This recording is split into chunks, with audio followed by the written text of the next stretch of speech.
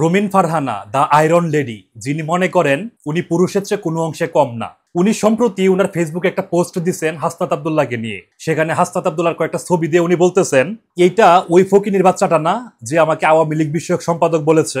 আমার প্রশ্নটা হচ্ছে, রোমিন ফারহানা নিচে একটা প্রশ্নবোধক চিহ্ন দিছে, মানে আপনাকে আমাকে প্রশ্ন করছে এটার আনসার দেওয়ার জন্য, কিন্তু উনি এই প্রশ্ন করে দেখেন এটার কমেন্টসটা হচ্ছে বন্ধ করে রাখছে। মানে আপনি আমি চাইলেও কোনো কমেন্টস করতে পারবো না। রীতিমতো আপনার আমার বাক স্বাধীনতা হরণ করার মতো অবস্থা। আপনি আমাদের কাছে কিছু জানতে চাইলেন, প্রশ্ন করলেন, কিন্তু আমাদের উত্তর দেওয়ার সুযোগ দিচ্ছেন না। ব্যাপারটা কেমন হয়ে গেল না? হাসনাত আব্দুল্লাহর অপরাধ হচ্ছে, হাসনাত আব্দুল্লাহ কয়েকদিন আগে রোমিন ফারহানাকে নিয়ে বলছিলেন রোমিন ফারহানা হচ্ছে বিএনপির আওয়ামী লীগ বিষয়ক সম্পাদক, কারণ উনি আওয়ামী লীগের সময়ে সব রকম সুবিধাই নিছে। গত 5ই আগস্টের পর রোমিন ফারহানা বেশ কয়েকবার বলছে উনি গত 15 বছর ভালো ছিলেন। ইভেন 2 দিন আগেও উনার সাথে ইসিতে ধাক্কাধাক্কি হয়েছিল। সেই ধাক্কাধাক্কিকে কেন্দ্র করে এক সংবাদ সম্মেলনে উনি বলছিলেন, আজকে বিএনপির কর্মীরা আমাকে ধাক্কা দিচ্ছে, যাদের জন্য আমি গত 15 বছর লড়াই সংগ্রাম করেছি। অথচ গত 15 বছর আমার সাথে এমন কিছুই হয় নাই। মানে উনি বুঝাইতে চাইছেন গত 15 বছর আজকে উনি যে অবস্থায় আছেন তার চেয়ে বেশ নিরাপদে ছিলেন।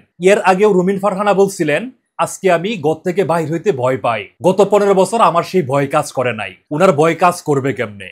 উনি শেখ হাসিনার আমলে শেখ হাসিনার কাছ থেকে পূর্বাচলে ফ্ল্যাট চেয়ে আবেদন করেছিলেন। বিএনপির সংসদ সদস্য হিসাবে আওয়ামী লীগের কাছ থেকে ব্যাপক পরিমাণ সুযোগ সুবিধা উনি নিছেন। আওয়ামী লীগের শামীম ওসমানের সঙ্গে উনার দহরম মহরম সম্পর্ক ছিল, যার ভিডিও আমরা সামাজিক যোগাযোগ মাধ্যমে অনেকবার দেখছি। সেই রোমিন ফারহানা আজকে গত 5ই আগস্টের সম্মুখ সারি যোদ্ধাদের নিয়ে প্রশ্ন তুলে তাদেরকে ফকিন্নির বাচ্চা বলে গালি দেয়। যেই ভুল শেখ হাসিনা ছাত্র জনতাকে রাজাকার বলে করছিলেন, সেই একই ভুল আজকে রোমিন ফারহানা সেই জুলাই অভ্যুত্থানের সম্মুখ যোদ্ধাদের নিয়ে করে যাচ্ছেন। উনি প্রকাশ্যে নিজের সামাজিক যোগাযোগ মাধ্যমে সেই জুলাই যোদ্ধাদের অপমান অপদস্থ করতেছেন। রোমিন ফারহানাকে উদ্দেশ্য করে বলতে চাই, আপনার সামনেই এখনো সময় আছে, আপনি শুধরে যান, নয়তো শেখ হাসিনা গেছে যে পথে আপনাকেও যাইতে হবে সেই পথে। তবে মনে রাখবেন, শেখ হাসিনার সঙ্গে নরেন্দ্র মোদীর ভালো সম্পর্ক ছিল, তাই শেখ হাসিনাকে উনি আদর আপ্যায়নে ভারতে জায়গা দিচ্ছেন।